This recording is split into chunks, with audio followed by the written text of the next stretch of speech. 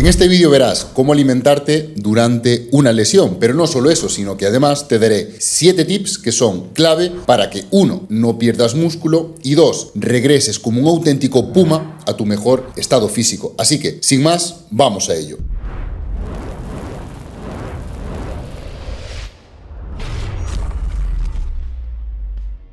Tras sufrir una lesión que limita o elimina totalmente tu capacidad de realizar ejercicio físico, muchas personas tienden a descuidar su dieta, empiezan a comer mal y pierden los buenos hábitos que tenían. Dejan de hacer una elección adecuada de alimentos, puesto que esta la asocian principalmente con la actividad deportiva. Y si no realizan actividad deportiva y no van a seguir progresando, ¿para qué comer bien? Fácil, para volver lo antes posible a la mejor forma física y porque una lesión es una pérdida de salud. Por ello, queremos que recuperes tu máximo de salud lo antes posible. Descuidar por completo la alimentación por falta de entrenamiento es un grave error que alargará la vuelta a tu mejor estado físico y de completa salud. Por otro lado, aquellos más comprometidos con su imagen, con su rendimiento y con su salud, optan por reducir la ingesta de alimentos mientras están lesionados. Esto, aunque parezca lógico, en realidad también suele ser un grave error. Es importante destacar que existen diferentes tipos y grados de lesión en cuanto a duración y en cuanto a gravedad. Y en este contexto nos centraremos en aquellas lesiones que conlleven una disminución significativa o incluso la interrupción total de la actividad física. Como sabéis, nosotros en Cultura de Gym tenemos el servicio de fisioterapia incluido de forma totalmente gratuita en el servicio de asesoramiento que ofrecemos. Tienes más información en la descripción de este vídeo. En este servicio te ajustamos la dosis de ejercicio e incluimos ejercicio terapéutico en su caso, pero en ocasiones hay que levantar mucho el pie del acelerador y cuando hay una lesión grave, sí, incluso parar. Pero incluso si tenemos que parar del todo, ¿tiene algún sentido reducir la ingesta calórica? ¿Cómo calculo el gasto energético durante una lesión? No te preocupes, hoy tras este vídeo no te quedará ni una sola duda. Veremos 7 tips clave y lo primero que quiero que calcules son tus calorías y que tu proceso durante la lesión sea lo más agradable y placentero posible dentro de tu realidad actual. Empecemos por tu hambre-saciedad, que te dará muchísima información. Mira, hay 2 componentes que modulan el circuito del hambre. Uno es el componente homeostático y otro es el componente hedónico. Y por ello, antes de nada, utilizaremos esta tabla que te dejo por aquí. Dime en comentarios, según esta tabla, cómo estás actualmente. Quiero que entiendas la importancia de esta tabla porque la lesión puede suponer mucho estrés, y no solo estrés físico, sino también estrés psicológico, puesto que cuando hay lesiones que cambian totalmente tus prioridades, sean laborales o que te impide realizar algún hobby que era importante para ti, o incluso te imposibilita competir si es que eres un deportista federado, por ello, según tu nivel de malestar y cómo somatices tú este estrés, puede darte mucha más hambre o incluso puede reducir tu apetito, incluso dificultándote mucho las digestiones. El estrés es muy caprichoso. Por ello, cuanto antes asumas tu realidad actual, mucho mejor en este sentido. Ánimo. En cuanto al cálculo de la ingesta, en la literatura científica podemos encontrarnos hasta unas 200 fórmulas. Aquí te dejo las 9 que considero que deben tenerse más en cuenta. Por otra parte, tenemos el factor de actividad, ya que deberemos añadir diferentes multiplicadores que pueden ir desde 1,2 hasta más de 2 en función de nuestra actividad. Aquí tendríamos que multiplicar lo que nos da la fórmula anterior por 1,2, 1,5 o incluso más de 2. Dicho esto, quiero que entiendas los diferentes gastos de nuestro cuerpo y sepas calcular el gasto energético total o GET. Bien, según esta imagen del gasto energético diario total, el componente más grande es el gasto de energía en reposo o REE, que se refiere a la tasa metabólica basal o TMB, la energía que inviertes haciendo nada. Pero tus órganos y sistemas de tu cuerpo, el sistema nervioso, el sistema linfático, los latidos del corazón y el cerebro consumen mucha energía. Si hablamos de cerebros, unos más que otros, pero en general un cerebro consume mucha energía. Y por otra parte, es importante calcular el gasto de energía sin descanso, es decir, el gasto que se vincula a nuestra actividad. Y este gasto de energía se puede dividir en efecto térmico de los alimentos, es decir, la energía energía que invertimos en digerir y metabolizar los alimentos y los nutrientes. Por otro lado, tenemos la termogénesis de la actividad del ejercicio, es decir, la energía que invertimos cuando hacemos ejercicio físico, que ahora puede ser menos o incluso ninguno. Y por otro lado, tenemos la termogénesis de la actividad que no es ejercicio, o el famoso NEAT, que aunque no lo creas puede representar un gran gasto. Por lo que, aunque nuestra actividad se haya visto reducida o haya desaparecido por completo debido a la lesión, restringir la ingesta de calorías podría no ser la mejor estrategia, especialmente en casos de inmovilización. Y te explico por qué. A priori puede parecer contraproducente, pero durante el proceso de recuperación el cuerpo experimenta un aumento del gasto energético, especialmente cuando la lesión es muy significativa. ¿Cuánto aumenta? Pues entre un 15 y un 50%, dependiendo del tipo y de la gravedad de la lesión. Hay gente que dirá, pero es que un 50% es mucho. Sí, es mucho, y en algunas lesiones es importante para salir lo antes posible de este estado de pérdida de salud. Andar con muletas, por cierto, hace referencia al factor de actividad que vimos con anterioridad. Si esto te parece poco reseñable, intenta desplazarte con muletas durante una semana y verás el esfuerzo anaeróbico que realizas en brazos y hombros. En consecuencia, es posible que el gasto total de energía no solo disminuya durante la lesión, sino que se mantenga o incluso aumente, especialmente si la persona no restringe de forma voluntaria su necesidad de movimiento. Por ejemplo, alguien como yo, que suele tender a tener mucha actividad, no estaría todo el día en el sofá tumbado. Aunque estuviera con muletas, daría paseos y me movería, por lo que mis necesidades energéticas serían iguales o incluso podrían ser mayores. Puede que suene contraintuitivo, lo sé, pero no es mi opinión, es fisiología básica. ¿Qué sucede durante una lesión? Pues dependiendo de la naturaleza y la gravedad de la lesión, podemos encontrarnos con diferentes efectos. Por un lado, tenemos la respuesta inflamatoria de la lesión, ya que inmediatamente después de la lesión se activan una serie de mecanismos para iniciar el proceso de curación de la herida. Este proceso consta de 3 fases superpuestas. Tenemos la inflamación, la proliferación y luego la maduración. Procesos, todos ellos que sí necesitan energía. Por otro lado, tenemos la pérdida de masa muscular por la disminución de la síntesis proteica miofibrilar, que es el principal contribuyente metabólico para la pérdida de masa muscular. Pero, ¿qué es la síntesis de proteína miofibrilar? La síntesis de proteínas miofibrilares es un proceso biológico que ocurre en las células musculares, especialmente en las miofibrillas, que son estructuras contráctiles que componen las fibras musculares. Estas miofibrillas están compuestas principalmente por 2 tipos de proteínas, la miosina y la actina. La síntesis de proteínas miofibrilares se refiere al proceso mediante el cual las células musculares producen nuevas proteínas para reemplazar o reparar las existentes en las miofibrillas, lo que permite el crecimiento y la reparación muscular. En resumen, la degradación es el fenómeno en el cual las proteínas que componen las miofibrillas en las células musculares se descomponen o se degradan. Y la gente suele creer erróneamente que el motivo de pérdida de masa muscular durante una lesión es porque aumenta la degradación. Y esto no es así, y es importante que lo entiendas, ya que tras una lesión e inmovilización de un miembro, la degradación de proteínas suele aumentar los primeros días de inmovilidad. Sí, pero tras 14 días, incluso en reposo absoluto en cama, la degradación proteica es algo transitorio, por lo que no tiene carácter determinante en la pérdida muscular. Existe, además, evidencia convincente de que la degradación proteica, o más que el protein breakdown, por sí misma no representa el metabolismo muscular dinámico, sino que es la disminución de la síntesis de proteína, lo que es la más que el protein síntesis, el principal mecanismo metabólico detrás del balance proteico negativo y la consiguiente pérdida muscular. Y aquí, amigo mío o amiga mía, es donde tenemos que atacar. Por ello, es apropiado orientar nuestros esfuerzos a estimular la síntesis y no tanto a evitar la degradación. Es importante, quédate porque ahora te voy a explicar lo que hacen los deportistas profesionales y te explico al final del vídeo los 7 tips más importantes para tu lesión. Si la lesión es lo suficientemente grave como para inmovilizar una extremidad, como por ejemplo un brazo, en tan solo unos pocos días de inmovilización se puede dar una gran pérdida de masa muscular en la zona afectada. Si esto se alarga meses, la cosa empeora.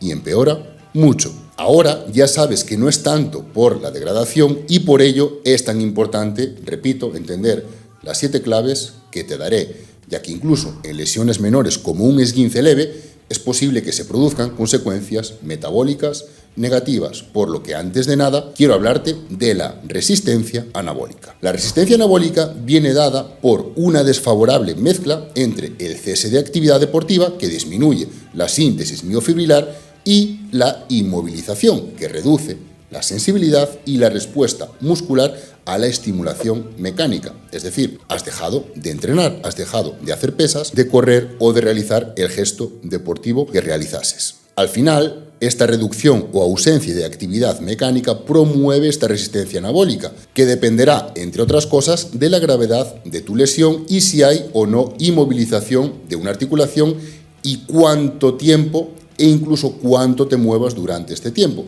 Por internet vemos protocolos para revertir esta resistencia que no me gustan demasiado, o al menos cómo se promulgan, porque se basan en promesas que no respalda la evidencia ni la fisiología.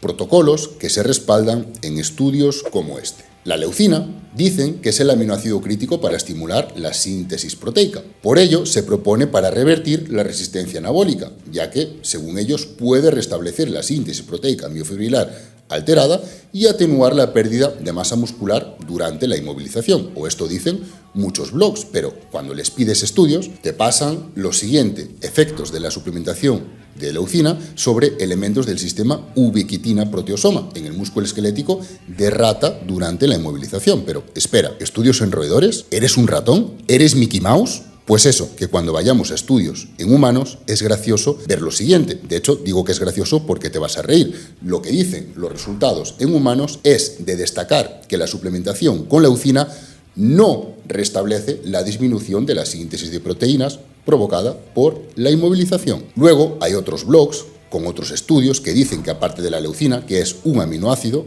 dicen que es mejor o diferenciadora la suplementación con aminoácidos ramificados o los famosos BCAAs, ya que estos atenúan la pérdida de nitrógeno durante el reposo en cama. Pero bueno, esto es una maravilla, ¿no? Bueno, veamos, ya que esta gente se olvida, en los estudios se ve que esto no es suficiente para afectar a la cinética de las proteínas en la fase de recuperación. Aquí lo vemos.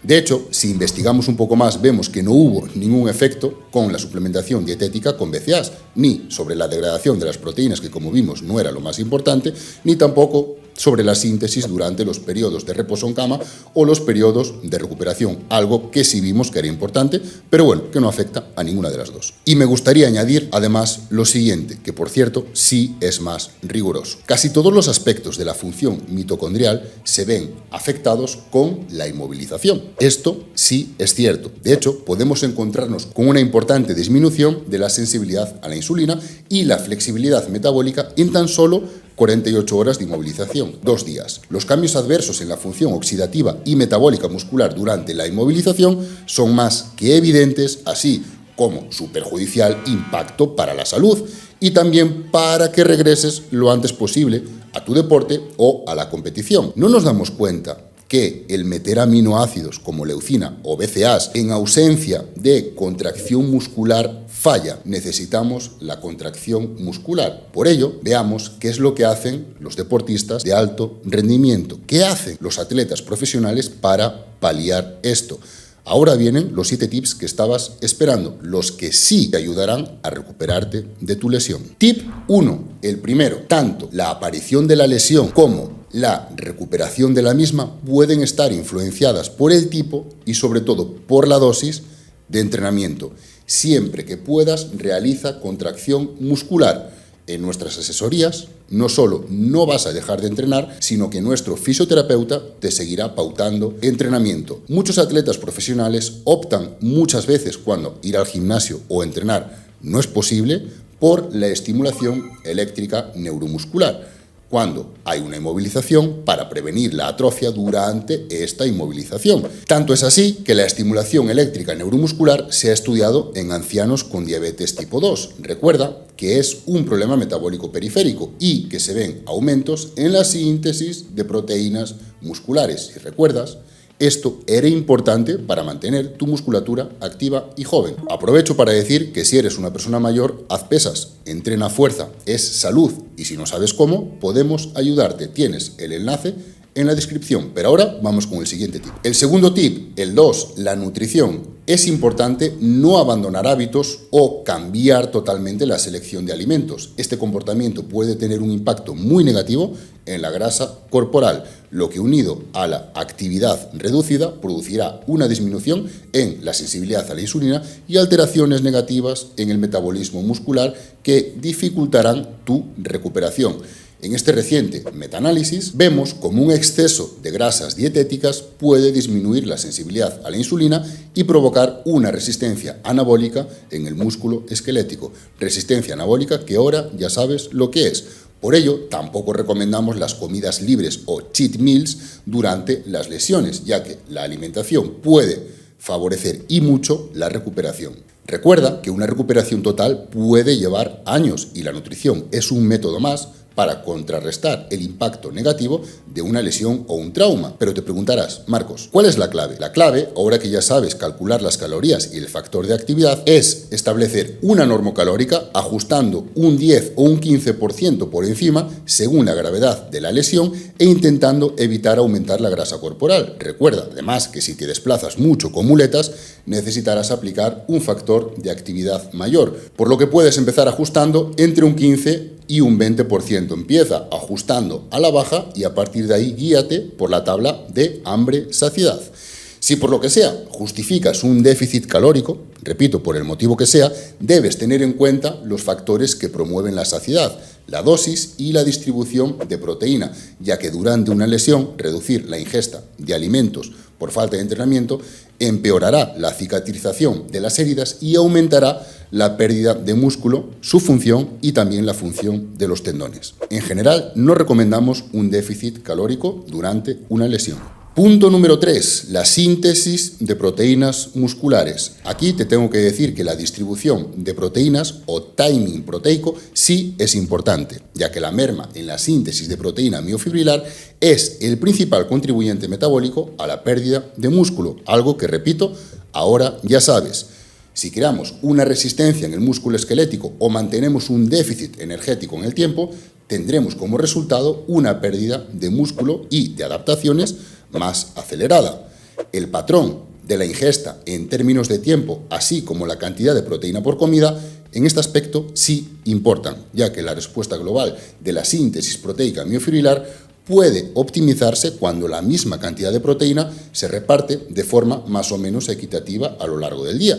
Por ponerte un ejemplo, si tú necesitas 150 gramos de proteína al día, repártelo de forma equitativa en 3, 4 o 5 comidas. Esto es algo que en condiciones normales tiene un efecto muy pequeño, pero en las condiciones actuales puede tener un efecto diferenciador, sobre todo cuando tenemos inmovilización de una articulación como puede ser un codo, la muñeca o una rodilla, ya que en un músculo sano activo de 20 o 25 gramos de proteína pueden ser suficientes para estimular al máximo la síntesis proteica miofibrilar, pero en reposo estas cosas cambian. Y cuando hay inmovilización, el reparto de proteína parece favorecernos. Dicho esto, debemos recordar que solo con leucina o BCAAs no hacemos demasiado. Esto ya tenemos hablado de ello y nuestro músculo necesita todos los aminoácidos, los esenciales y los no esenciales. Por otra parte, y a favor de la rigurosidad, un aporte insuficiente de proteínas completas impedirá la curación de las heridas e incluso puede aumentar la inflamación. Es decir, come proteína y distribúyela en 4 o 5 comidas a lo largo del día. Vamos con el tip número 4 y este tiene que ver con la creatina durante la lesión. La creatina es probablemente el suplemento más estudiado. Se utiliza con éxito para las mejoras de ganancia muscular en culturismo y en deportes de fuerza. Durante la rehabilitación, suplementarse con creatina reportó una mayor tasa de crecimiento muscular y fuerza en comparación con placebo. En este ensayo, por ejemplo, que te dejo por aquí, doble ciego, vemos como tras 14 días de inmovilización, el consumo de creatina fue superior a placebo, mejorando el mantenimiento de masa muscular, la fuerza y la resistencia. Y aunque a medio plazo en la literatura se encuentren resultados contradictorios en este sentido, Lo que sí parece evitar es una disminución en las proteínas GLUT4 durante la inmovilización. La proteína GLUT4 favorece la captación de glucosa y recordad que la inmovilización promueve problemas metabólicos. Por ello, contrarresta ciertos trastornos del músculo, pudiendo frenar el deterioro oxidativo. Además, dada la seguridad ampliamente documentada de la creatina, que no interfiere negativamente en la recuperación, unido a su bajo coste, yo no descartaría su uso durante la lesión. Siguiente tip: hidratos de carbono. Durante la inmovilización, la utilización y almacenamiento de glucosa por parte del músculo esquelético, lo que conocemos como glucógeno muscular, disminuye en ausencia de actividad contráctil, por lo que ajustaremos la cantidad y tipo de hidratos de carbono a las necesidades actuales, optando por fuentes más saciantes que nos aporten micronutrientes interesantes para la recuperación. Podemos elegir granos enteros, frutas y verduras. Esto son buenas elecciones. Además, el aporte de fibra y minerales tendrán muchísimos beneficios para este momento de pérdida de salud. Todos los protocolos nutricionales saludables deben tener como base un alto consumo de vegetales integrales y ser suficientemente calóricos, asegurando también una correcta distribución de macronutrientes, algo que ya hemos visto, y alcanzando la cantidad diaria recomendada, lo que siempre vemos como CDR y un asterisco, porque con una base de vegetales integrales obtenemos beneficios como la mejora de la función endotelial, de la sensibilidad a la insulina o propiedades antiinflamatorias. Si te lo preguntas, el endotelio es una capa de células que recubren las venas, arterias y también los capilares y desempeñan un papel vital en la regulación del flujo sanguíneo y la perfusión de sangre. Su capacidad para cambiar el diámetro y el tono vascular es fundamental para adaptarse a las necesidades de nuestros órganos y sistemas, algo que adquiere mucha importancia durante la lesión. El endotelio se encarga de dilatar los vasos sanguíneos cuando estos necesitan aumentar el flujo de sangre, por lo que permite una mayor distribución del oxígeno y de otros nutrientes a la zona dañada.